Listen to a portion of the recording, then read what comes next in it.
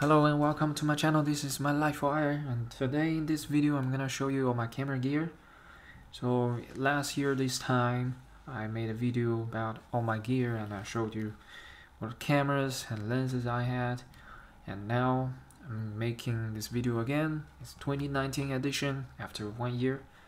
Let's see what has changed. Last time I had A7 and A6200 and the A7 had kit lens 28 to 70 on it, and a bunch of prime lenses including the Samyang 85, Samyang 14, and the Sony 50mm, and I had also Sony 85 at the time. I think I already had that. What else? I don't remember. All right. So a lot have changed. I sold a lot of lenses. I did some swap, exchange, and saved a little bit more. Bought some more cameras and gear. Yeah, so I'm gonna show you in today's video. First, the A7, the old A7 is gone. Because I primarily shoot video, so I really want something to shoot really good video, not only photo, but I also want full frame. So A7 is not good enough for me because the video is simply not powerful enough. What else? And I don't know. It's just very old. You know, the autofocus is also relatively slow. I mean, it's perfectly fine for photography. If you're just shooting photo, A7 is very good for hobbyists, for beginners, for amateurs. You don't need fancy cameras. A7 is more than enough. It delivers perfect, beautiful image. But I just, I always want something fancier. Alright, so I got this A7R2. I sold the A7. Got A7R2. And yeah, it's awesome. It shoots 4K. And the 1080p footage is also very good. So this is a very good video camera as well as photo camera because it also has 42 megapixel. So it's really powerful, one of the best camera on the market. And now it's getting a little bit old, but back in the days it was like #1 top spot camera. Yeah. So the video side, the 4K is not as powerful as the A6300, which I'm shooting this video with right now, but it's good enough, I guess.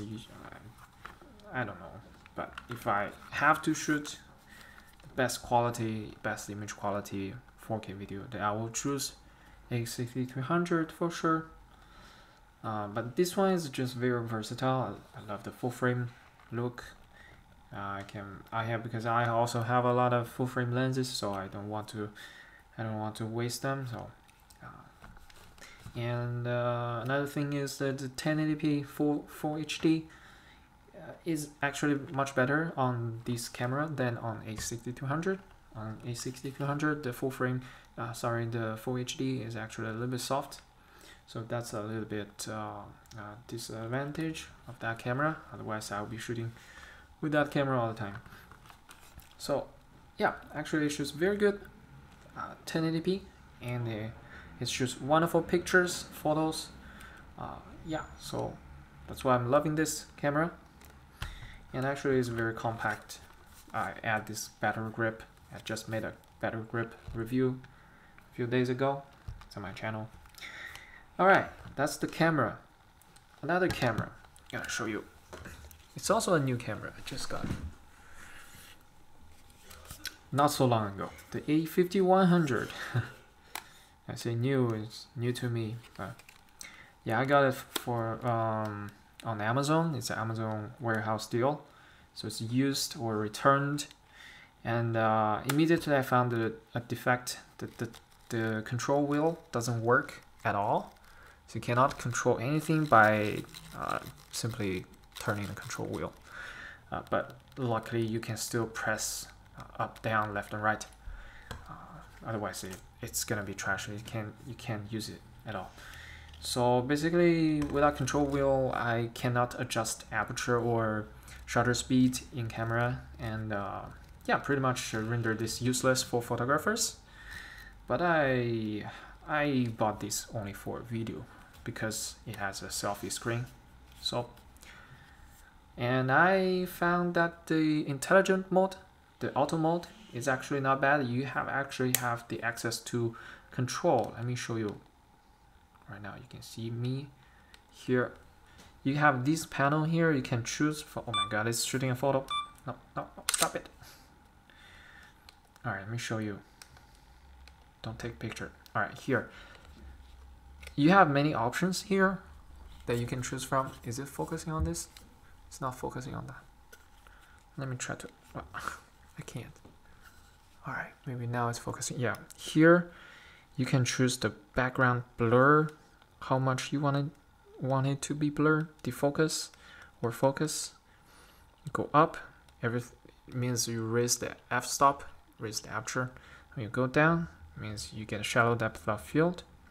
So that's the way I work around. You can actually have somewhere have some control over the camera, but otherwise it's really difficult to use. Defect unit, but I just don't bother to send it back. I just use it to shoot the vlogs. I don't have high demand for this. All right, yeah, the 1080p footage is okay. It's on par with the A6200, maybe slightly better, but more or less the same. So, but it's okay, just for vlogging, you know, selfie. Look at myself. Also, it's very suitable for group shots when you mount a wide-angle lens on it. So it's very nice. This one only shoots 1080p, up to 60 frames per second. I don't shoot that many slow motion, so that's totally fine by me. And yeah, it's a pity that it doesn't shoot 4K, but of course, it's a super tiny camera. It's even much smaller than the A6300, so it's actually super compact. It's something you can just put in your pocket. It's like an old style mobile phone, like a flip-up phone, like that size. It's really compact. So I like the size. You can really carry it around with you, especially with a 10 to 18mm lens. So now I'm gonna talk about the 10 to 18mm lens. I just got this lens. This is my latest lens. I just got it. Second hand, for a very good price, and the image quality is good. I don't require super sharp. You have to resolve 42 megapixel super sharp image. I don't care. I just want to, you know, have something very functional, very practical. You can shoot at 10mm ultra wide, and it has no obvious defects, unless unlike this Canon 10 to 22mm lens that I exchanged with someone on the second-hand market. I give my Samyang 85 and 14 to exchange for this, and I didn't realize that this lens performs horribly at 10mm at wide. Basically, only the center of the lens is sharp. So little circle is sharp, and then all the edge it's soft. It's a huge issue. Like, it looks horrible when you shoot pictures or video. You can raise the aperture to fix a little bit, but not too much. It's not gonna help too much. But yeah, I guess it's my fault that I didn't thoroughly check before I made decision to switch with the guy. And he was also using it to shoot on his A7RII, so I think he knew the problem, he just didn't tell me. Like, it could be that the Canon lens is just doesn't work that well on the Sony, because the crop factor is different. It's a 1.6 crop. Sony is 1.5 crop. That's why the edge could be very soft. It was not supposed to be in the frame. That could be the reason.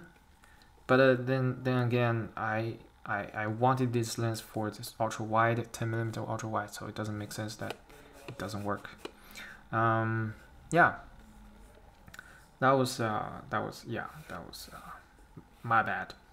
But you know what? I learned my lesson. Next time I'll check better. Next time whenever I need to, you know, do this kind of exchange stuff. Oh, it's running low, the battery. Alright, another thing about this lens is the autofocus actually works with the Commlite adapter. So autofocus actually works, but it doesn't work in video, which is more important for me. So yeah, actually after I got this lens, I just didn't use it that much. I really like the ultra wide angle view, but due to the defect and yeah, just the disadvantage of using a adapted lens, I just can't use this much in video, and I just don't enjoy using it. So all right, next oh, I guess, yeah, let's wrap up about the 10 to 18 millimeter. It's also a constant aperture f4, so that's very nice. Okay, nothing really special. It's a really wide angle. I love it. All right, over the side. Next is the Sony A105. This crop lens. This is one of my favorite lenses on my crop camera. I made a review video on this lens, and it's my best performing video on my channel. And I really enjoy shooting this lens. Although now I got super zoom 24 to 240 on my full frame, so I don't use this as much as before. But I think this is really all-in-one. You can use in any occasion pretty much. If you have to travel to somewhere and you cannot carry a big camera like a full-frame camera, then you can get this with the Sony A6200. It's gonna be perfect.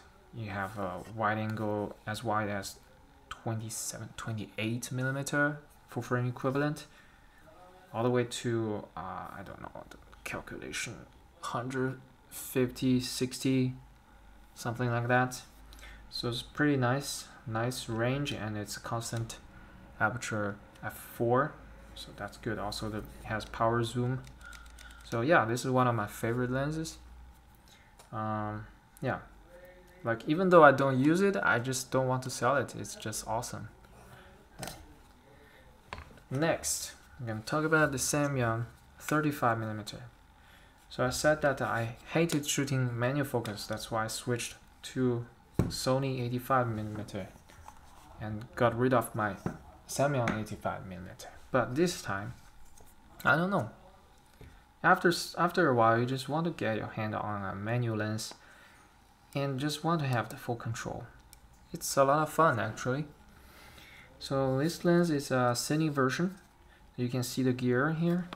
That's a little bit annoying. A little, in your hand, it feels a little bit annoying, but yeah, it was the cheapest version I found.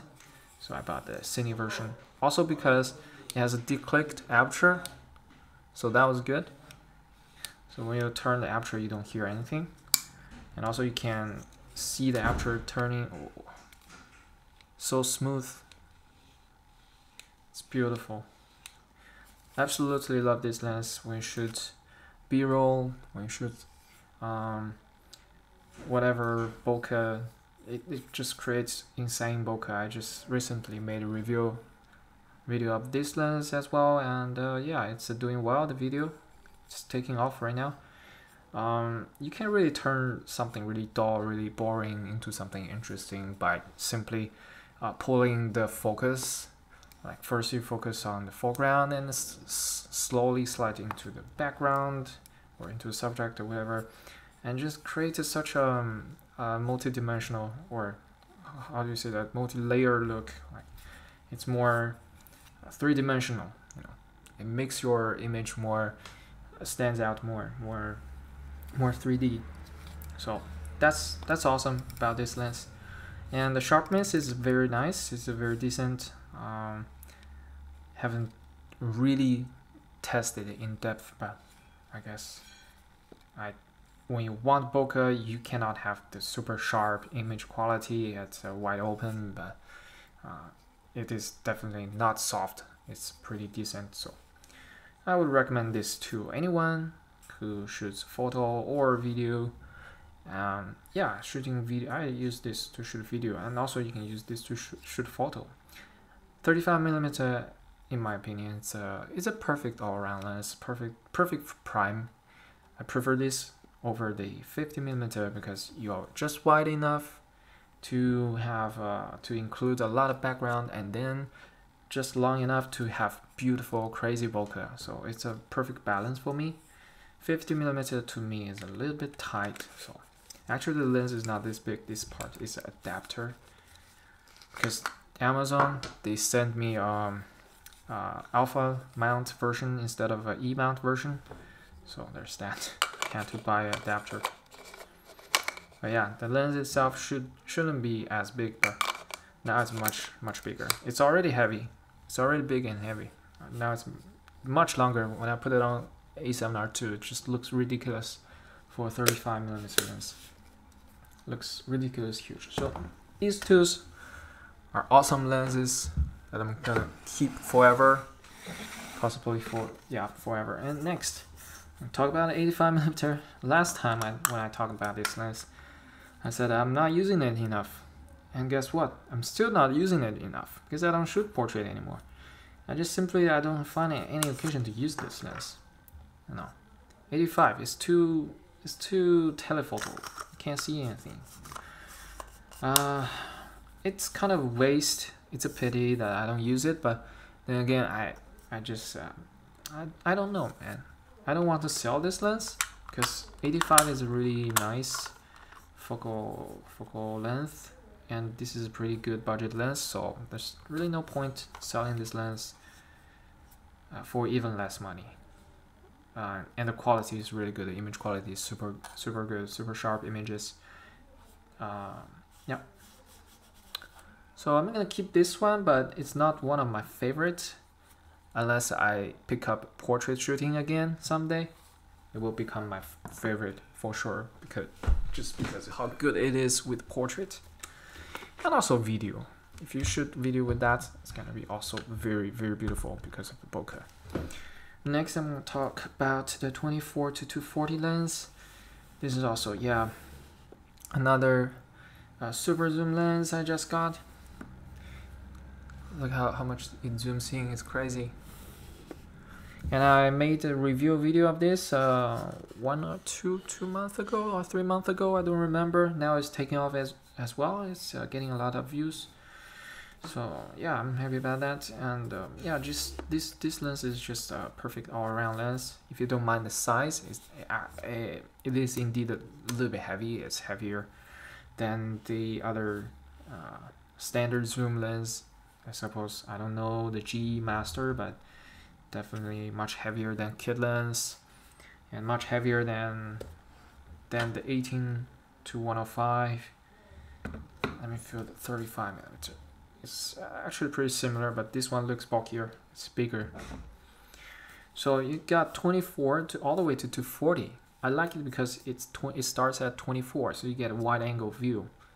So you can actually vlog with this lens. And then you can zoom all the way into 240. It's crazy. It's just perfect vlogging lens. And I use it exclusively on A7RII for travel, for vlogging.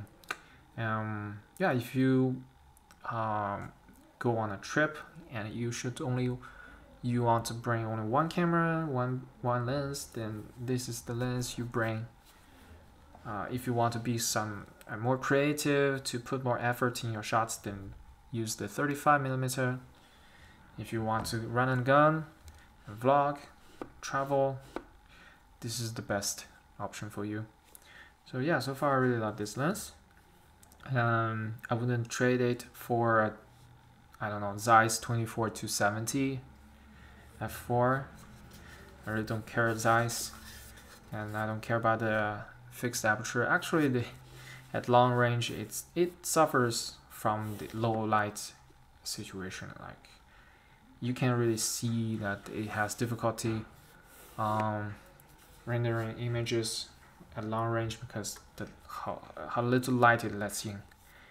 The aperture, maximum aperture at long range above, I don't remember, maybe 100 or 80 millimeter, it's 6.3.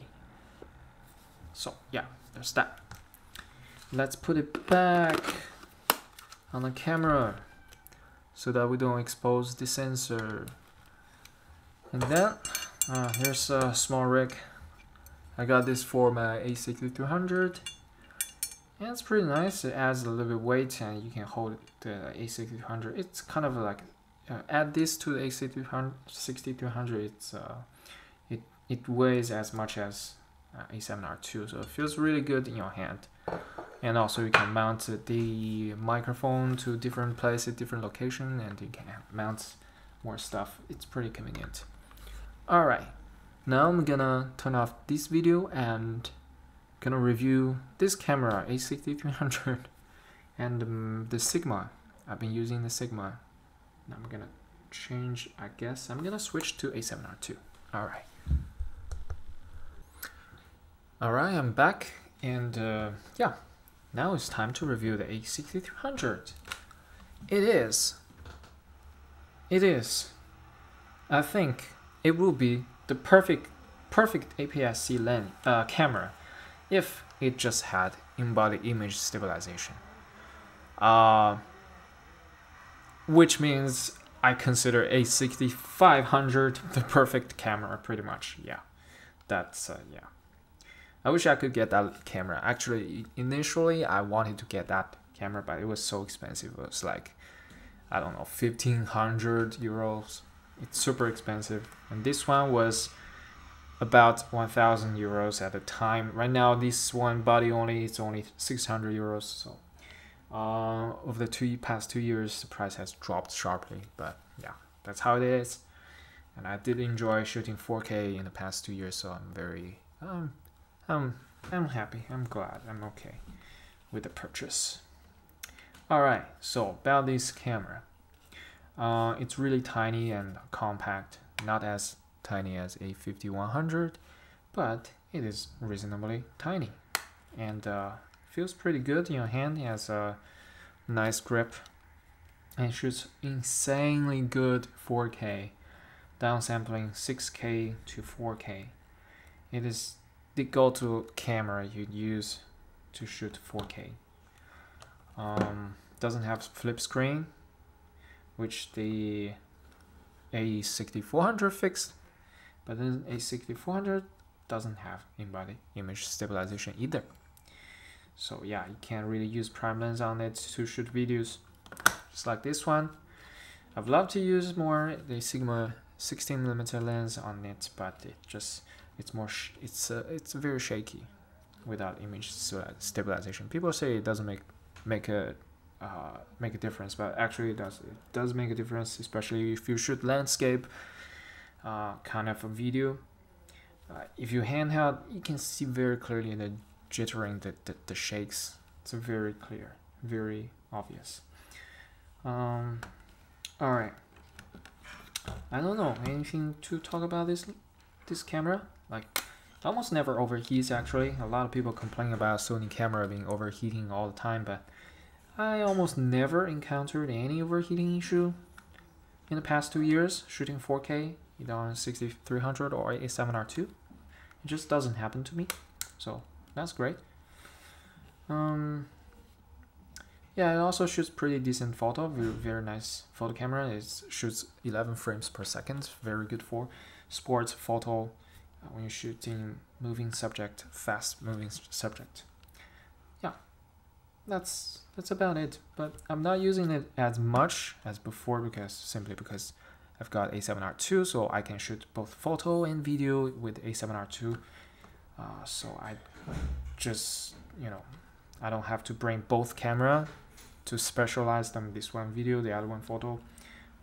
So kind of, yeah, the camera kind of just sitting there a little bit. But recently I've been shooting this, trying to shoot a little bit more, like the first part of this video. All right, Now A60, now I mean the Sigma 16mm f1.4 lens. It's gorgeous. I don't remember if I had this last year. Probably not. But this is awesome. This is perfect for vlogging. If it has image stabilization, it will be perfect. So it's a full frame equivalent of 24, actually a little bit longer, 24 point, I don't know, 7 or 3 or something, because you know the crop factor is not exactly 1.5, but it's 1.53, I think. So actually this one, it's a little bit tighter than the 24mm on a full frame, a little bit tighter. If you don't compare them side by side, you can't see it. So yeah, it's good, very good for like a selfie style, and it shoots just gorgeous videos and photos as well. Personally, I don't know, I don't see the bokeh very much if I shoot photo with this lens, because how wide it is, unless you get really close up to the subject. So basically, if I want to shoot cinematic stuff, I have to go to, of course, go back to 35mm. And then there's a huge advantage of this lens is that it gets super close up to the subject, and you can focus on something this close to your subject. And it's actually insane. And it's a huge advantage over the Sony Super Zoom. This Super Zoom, you have to stay like 50 centimeters away. Yeah, minimum focusing distance is 50 centimeters or 0.5 meter. You have to stay really far away from a subject to be in focus at 24mm. So yeah, that's the advantage of this lens, and that's why I'm not using this lens to shoot this video right now, because we are very close and it cannot focus on the things I wanted to focus on. So I'm using the Sony 10 to 18mm lens right now. But yeah, that's all my gear, and cool. All these lenses, all these are my babies. They're here to stay. The least used one is 85mm. I should use it more. And the others, I just adore them. I love them. Alright. And then the A5100, actually I should use this more often as well to shoot more vlogs. More, you know, fun stuff, not serious stuff. Just go out and shoot. I think I can just, you know, it's a way to encourage myself to go out and shoot random stuff, whatever. And then this lens is gonna go, alright. I've already put ad on the second-hand market, and I'm waiting for someone to buy this lens, and also I'm waiting to verify someone who has Canon camera. Please verify that this lens is actually good. I don't want to, you know, really have a defect camera copy, lens copy in my hand, and I wouldn't be able to sell this if I know it's a bad copy. So I hope that I can verify that someday, if I can meet some Canon shooters, I have them tested out. But yeah, this lens is gonna go for sure. I don't enjoy adapted lens, especially the one that has very soft edge. Alright, that's the review, and that's it. And pretty much my collection is very complete. I have telephoto very long 240, and I have wide angle 10 to 18, so everything is there, and I have something perfectly balanced as it should be, the 35mm T1.5. So I got everything. I'm happy. The only thing I can think of right now that I could get in the future is the A7S or A7S2 for shooting video in low light. I don't know, I don't really shoot a lot of low light video, but it's just, I don't know, you know, something you can pursue in the future. We'll see. Someday we'll get that. But right now, yeah, I'm happy. Even if I got that A7S, it would be too many cameras. I would have 4 cameras. I wouldn't know which one to use. Right? It's gonna be even more difficult for me to choose which camera to use.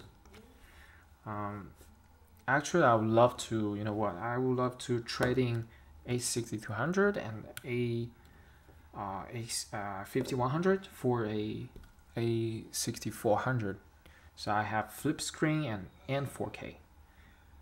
But unfortunately, it won't have in-body image stabilization. But yeah, I don't have the either camera body, so yeah, maybe I will try to sell these two and get the other one. If I see maybe in a few years when a 6400 price dropped, I can try to do that. But right now it's still expensive, still above 900 euros, full body only. If I sell this one for 500, sell this one for 100, that's 600. I still have to pay 300. I'm not gonna do that. So yeah. All right. I could use another full frame camera, A7S or A7S II, because as you can see, I have a lot of full frame lenses. This one, and this one. 3 full frame lenses, and actually I can use also a lot of crop lens on my full frame camera. So yeah, that's another issue. If I have only A7R II, it's very difficult to choose which lens is gonna stay on.